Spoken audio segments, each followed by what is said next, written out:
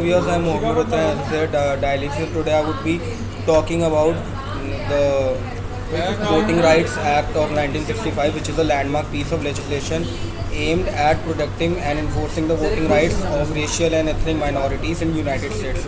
So, what is its historical context? The act was enacted in response to widespread racial discrimination and voter suppression targeting the African Americans, particularly in southern states. So what was its purpose? The act sought to address and eliminate the barriers that prevented racial and ethnic minorities from exercising their right to vote, including literacy tests, poll taxes, and other discriminatory practices. So, what are its key provisions?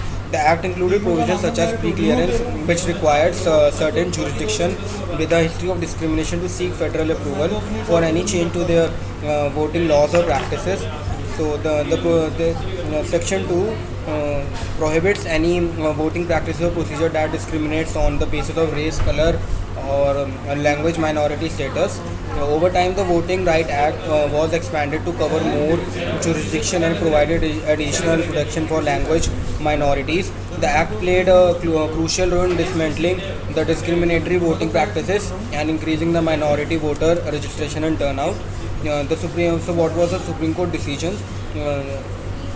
It have influenced the implementation and enforcement of Voting Rights Act, including the Shelby County versus Holder, which is the case of 2013, in which they struck down the formula used to determine which jurisdiction were subject to pre-clearance.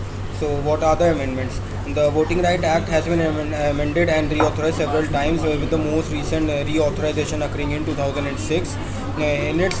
Despite its successes, the Voting Right Act continues to face challenges, including the efforts to restrict voting rights and claims of ongoing voter suppression.